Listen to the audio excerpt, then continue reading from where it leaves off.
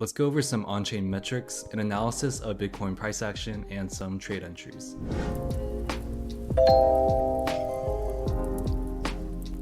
Hey guys, welcome back, and if you're new here, we do a Bitcoin and Ethereum analysis every week, along with some other altcoins. We look at the on-chain metrics, the market sentiment, and do a review of trades that our team puts together. If you're interested in joining a trading community, ours is free and listed in the description down below, so do check that out if you guys are interested in joining a group of supported traders. And if you guys want direct access to me to ask questions and review charts, I'm usually pretty active on the Discord if you guys want to just keep in touch. I've also gained access to another funded account, so if you're interested in me trading this portfolio live, drop me a sub, as I'll start doing a live series on trading this portfolio live daily. And as always, I'll create timestamps for the video for your convenience, so if you guys want to skip along to the trade entries, I'll have those marked out. But without further ado, let's get started. So I just wanted to go over some on-chain metrics as they're pretty pertinent to our style of trading. This first one I wanted to go over was our liquidity heat map. If you're new here, we just like to go over where a lot of the liquidity lies, as we'd like to trade alongside smart money, and when smart money wants to move money, they require a large amount of liquidity to move their capital. So we use heat maps like this to really gauge exactly where smart money is bringing price, as higher amounts of liquidity allows them to move their capital a lot quicker and a lot more efficiently. So around here, around the 25k mark, there's a lot of liquidity lying. This would also wipe out a lot of sell side liquidity from this range of accumulation right here. So in my head, the idea is that we are going to see lower prices. And a lot of this price action that we saw today was, even though it looked very volatile, it was actually a very clean price action. And in our Discord, we were able to catch pretty much all the movements here. But yeah, looking at this heat map, I can definitely see us wiping out a lot of this sell side liquidity and doing some sort of reversal in this area, which was a level I was looking at for quite a while now. And if you guys saw my last Bitcoin entry, this was definitely an area of interest that we're looking at. There's another area of interest down here where there is a lot more liquidity. You can even see that there is an order block here, but we'll go over that on the charts in a bit. I just want to show you guys that there are two levels of high liquidity below, and there also is a level of liquidity above here as well. But when you're looking for liquidity and smart money movements, you usually want to just go to the areas of higher liquidity is where price is likely to be more attracted to. This next metric I want to look at was the liquidation levels for Bitcoin here. We actually wiped out a ton of shorts, and we had a short squeeze moving up here. So the larger the circles, the larger the amount of shorts. And you can see that once this short was broken, we had a lot of short covering that happened here. And we just kept on wiping out more and more shorts. And we have a huge amount of shorts up here as well. It's kind of hard to see, but this darkerish green is 100x liquidations. The turquoise color is 50x liquidations. And the dark blue is 25x liquidations. And on the bottom here, the orange is 100x liquidations, the dark red is 50x liquidations, and the pink is 25x liquidations. So you can see that we actually have a lot more higher leverage players right here, keeping their stops a little bit tighter. So we can possibly see even wicks up here, but if we do go over charts, I'll show you why I don't think we'll end up wiping out these liquidations. But I just want to show you guys that a lot of times before market reversals, you do see a wipe of large amounts of liquidity. And you can see that after this accumulation, we did have our large wipe of liquidity, and we're likely to see some sort of reverse here. And one of our favorite metrics to go over on this channel is the number of addresses with balance over 10k Bitcoin. And you can see that during this bear market, we did have a huge increase of wallets gaining over 10k Bitcoin. And if you kind of zoom in here, after this kind of previous dump that we've had, we are seeing a drop in balances with greater than 10k Bitcoin. It just means that we do have some selling pressure from whales, and we could probably see some sort of trend reversal for a little bit before whales start buying up again. This is the exchange net position of Bitcoin on all exchanges. Usually when Bitcoin is entering exchanges, when it's green, it just means that people are transferring their Bitcoin over onto exchanges to sell, and vice versa. Once people buy Bitcoin, they transfer them off exchanges to hold.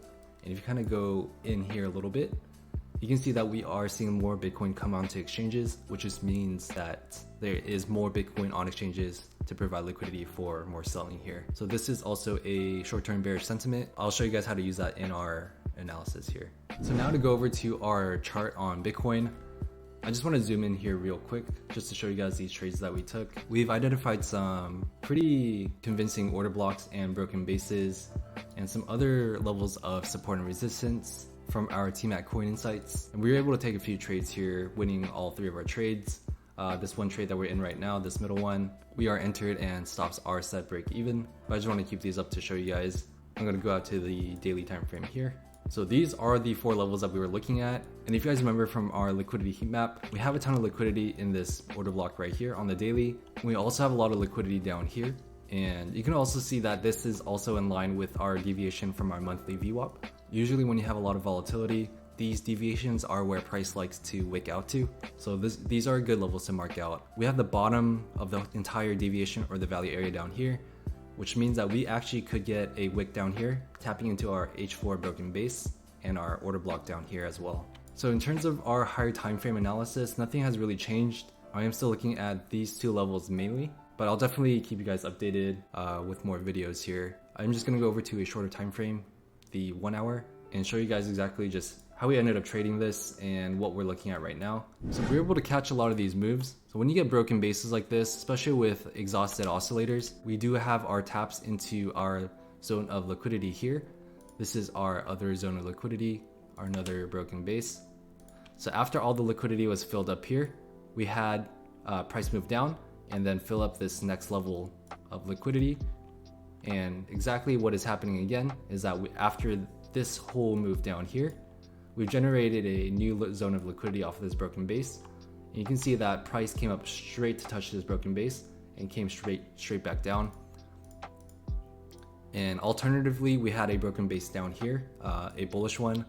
And yeah, these were just, movements were really fast, but these are very just easy to predict here. What I'm expecting to see now is some sort of ranging here before another wick and our price movement actually coming down. We can definitely see some more ranging until Friday, and in the weekend we can just see some flatlining, and probably towards the end of Saturday or Sunday we're going to see some volatile moves again. It's been pretty rinse and repeat, and yeah, if you guys follow our channel, I'll definitely help you guys understand exactly how price likes to move.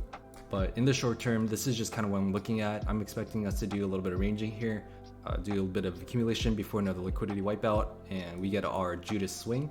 And if you guys want to know more about Judas swings, leave a comment in the description down below, as they are also pretty profitable to trade. And yeah, I'm expecting to see some sort of Judas swing here, coming down into our lower levels here. If we do end up going up, we do have a lot of liquidity up here as well. So if I go out to the daily chart, I'm expecting a wipe of a lot of these highs, possibly seeing movement like this, as we do have a pocket of liquidity up here as well. Overall, I do think we are more bearish, but if you guys saw my analysis of Bitcoin from a few weeks ago, I gave you guys this chart on Wyckoff distribution. These levels aren't to any particular number. I just kind of drew this out just as a quick illustration. You can see that we did have a buying climax, our automatic reaction, and now we've also had our secondary test, which is the wick that came up today on the daily. And we're just gonna see more ranging like this and a drop down, which is our sign of weakness, before another up thrust here. So overall, all of the analysis over the past few weeks has been paying out fairly clean, and I'm still expecting price to just kind of accumulate for a little while. And yeah, just to recap, we're just gonna get a little bit of ranging here. So make sure to try to trade the range, and then we'll probably see some sort of a wipeout of liquidity before getting into our trades down here in these levels that we've been looking at. If you guys enjoyed this type of content, please let me know in the comments down below. Drop me a like and sub, it helps me out a lot. Yeah, thank you guys so much for watching, and I'll see you guys next time.